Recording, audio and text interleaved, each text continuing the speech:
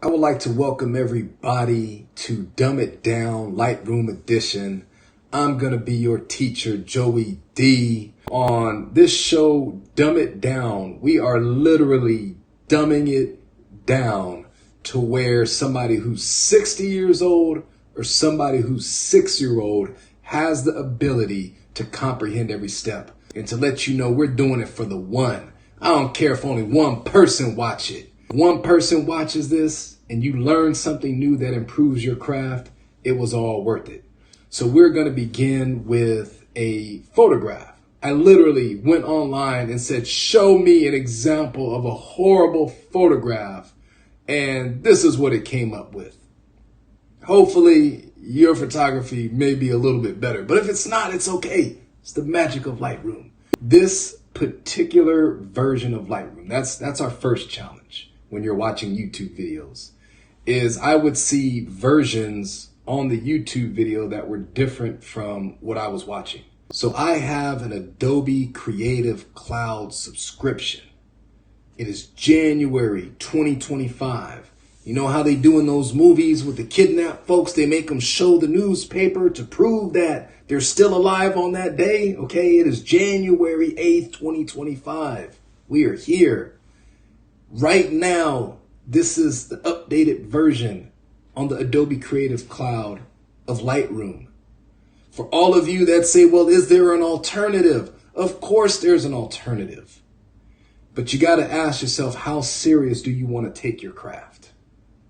Professional level software is needed for professional level editing. Whether you like Lightroom or not, whether you like Adobe or not, you cannot deny the fact that Adobe is an industry standard for professionalism. Why not learn the skill set? Why not have professional editing software to create professional level edits? Go ahead and invest in your dreams, invest in yourself. So when we first open up, we see a very basic and simple interface, nothing complicated, nothing added on. Here to your right, you see your basic tools. Each of these will give you a capability to do something with your photos in order to create the exact style, the exact tone, to be able to implement any creativity that you envision on this photograph. Right here, we see these 3 lines with the dots. You can press E on your keyboard and it will automatically open up, or click on it with the mouse. This here allows you to access your editing panel. This will allow you to manipulate 2 of the most important things you will deal with your photography, light and color. The vast majority of what you will do on all of your photo edits, at whatever level of professionalism you have reached, only involves 2 things: lighting and color.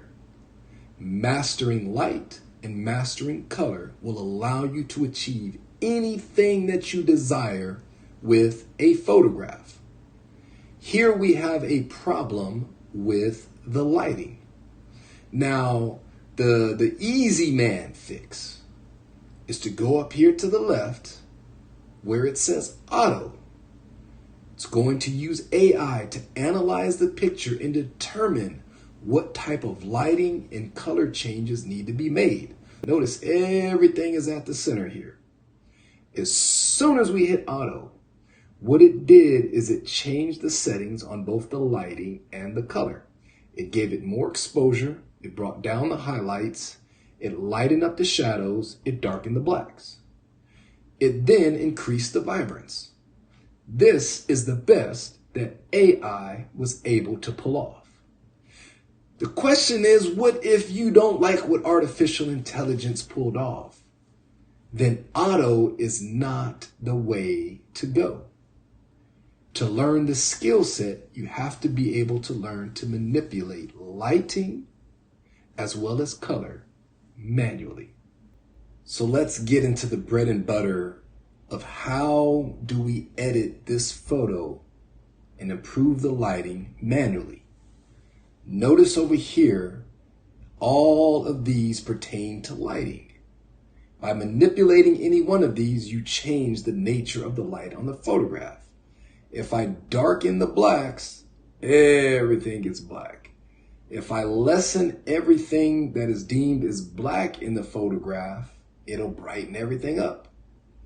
If I increase the whites, then everything's seen as white. Notice what happens. It all gets whiter.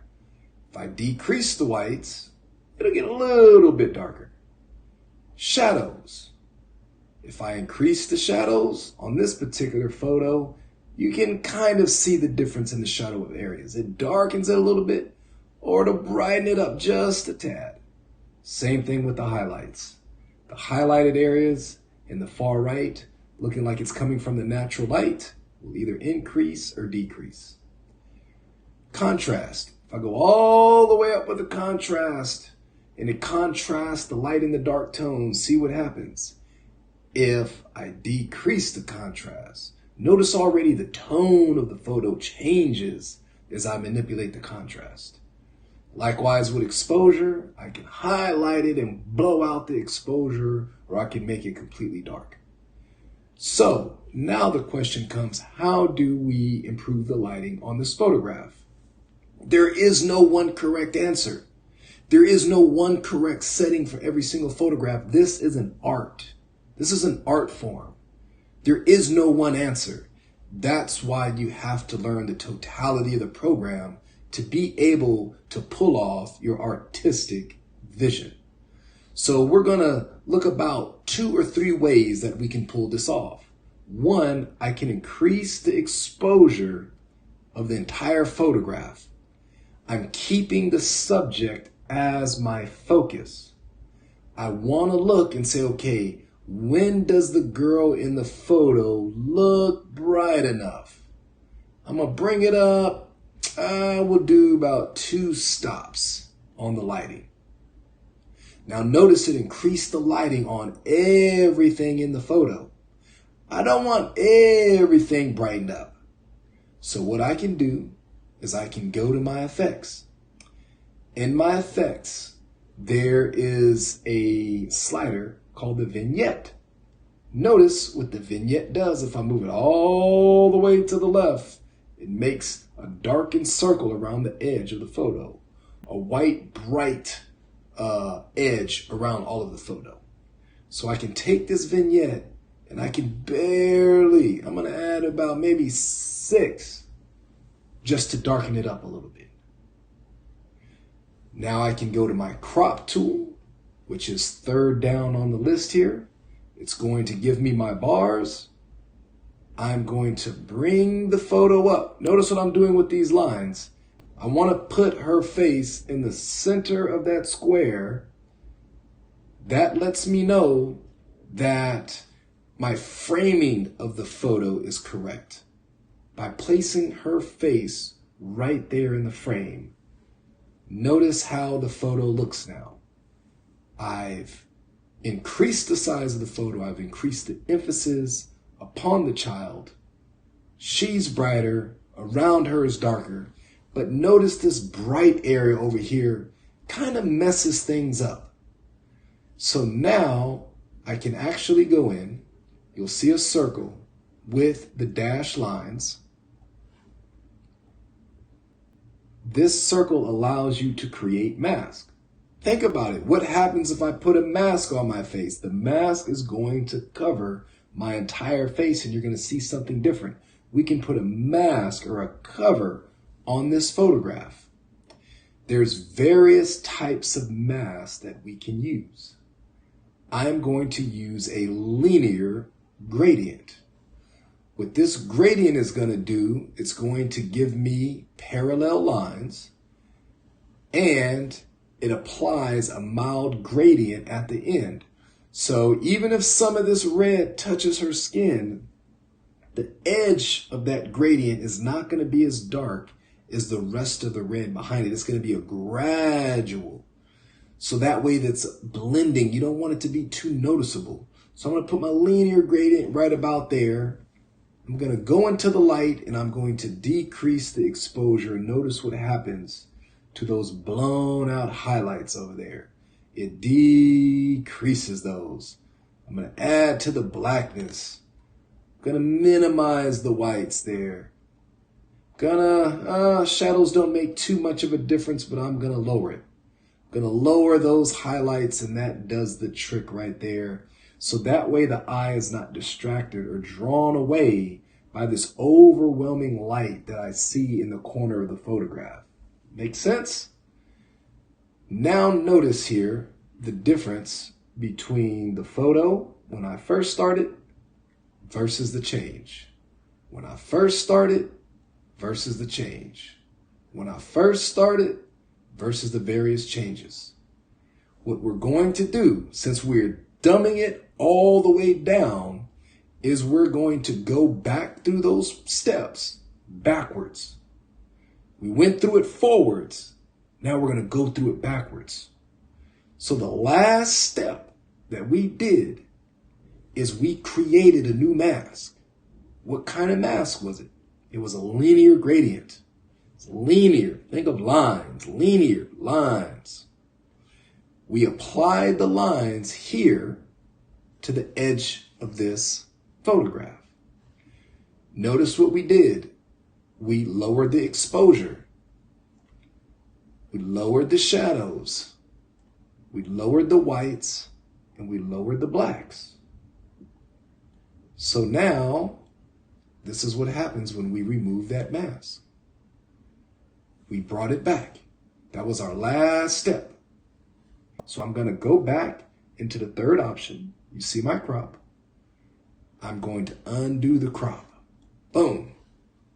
Go back to my editing panel.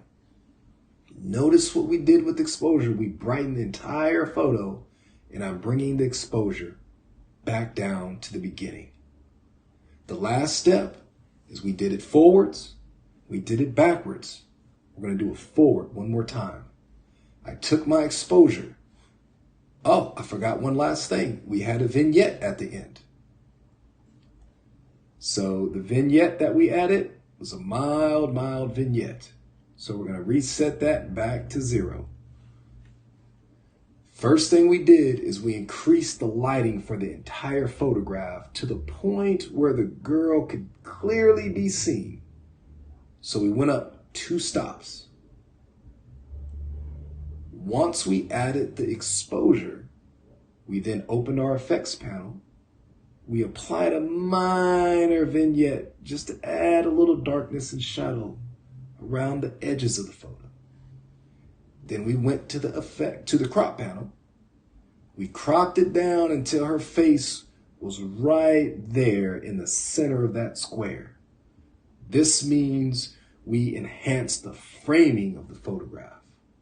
Once we enhanced the framing of the photograph, we then went to the circle with the dots on it, which is the masking.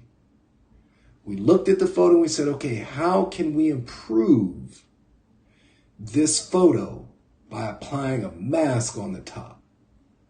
Notice the eye is distracted by the brightness of the light to the right of the subject. So what we chose to do was to apply a linear gradient. Think of lines, linear gradient. We went here on the photo. We brought the linear gradient down all the way to the touches of skin. Why? Because it's a gradient, meaning the edges are not going to be as dark as that which comes behind the edges. It's going to allow a smooth blend so it's not as noticeable to the eye. We then went to the exposure. We brought the exposure down. Doesn't matter how much we brought the exposure down. We're judging by eye. When I look at this photo, when will my eyes stop being distracted by the abundance of light that's to the right of the subject? I then added a little contrast there, lowered those highlights, which really did the trick. Went and brought down the blacks just a tad, brought down the whites just a tad. Don't want to be accused of being prejudiced now, do we? With that, we enhanced this photo. This is what it looked like at the beginning. Horrible photo. Can't sell this photo. Can't print this photo. But then we changed it, and now the lighting has been corrected. There is so much more we can do to this photo, so much more. But this is just the beginning. Indeed, we're dumbing it down. Appreciate you for joining me on this ride.